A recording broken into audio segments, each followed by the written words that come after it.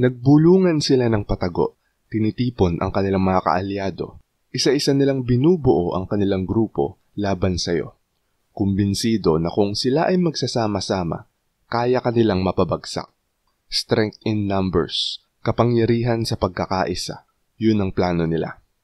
Ngunit ang hindi nila napagtanto ay kahit gaano pa sila kadami, ay no match sila sa isang katulad mo. Sa una, ito ay banayad, ang tahimik na mga pagtutol, ang mga sulyap sa gilid, ang mga pagbabalak sa likod ng nakasarang pinto. Natatakot sila sa pagbabago mo. Masyadong mabilis ang iyong pag-abante, umaangat ka ng napakataas. At walang mas nakakatakot sa mga tao kaysa sa isang taong hindi nila kayang makontrol. Kaya ginawa nila ang palaging ginagawa ng mga mahihina. Nagsanib puwersa sila. Naisip nila na pag magkakasama, kaya nilang lumikha ng isang matibay na pader na sapat upang pigilan ka.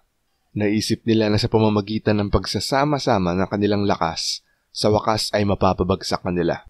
Ngunit nakalimutan nila ang isang bagay. Lumalaban sila ng marami, lumalaban ka ng mag-isa.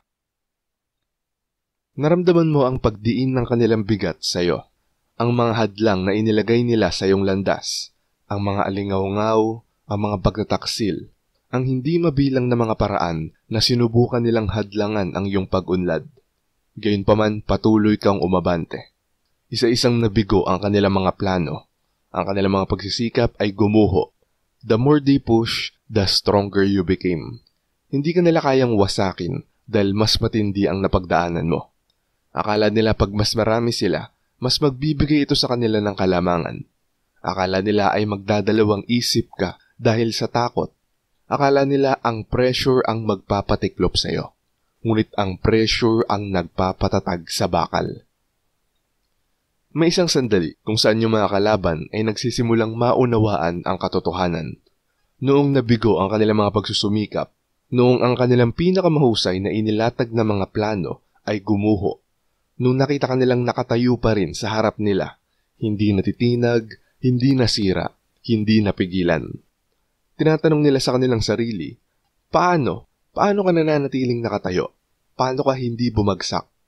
Ngunit hindi nila ito kailanman mauunawaan.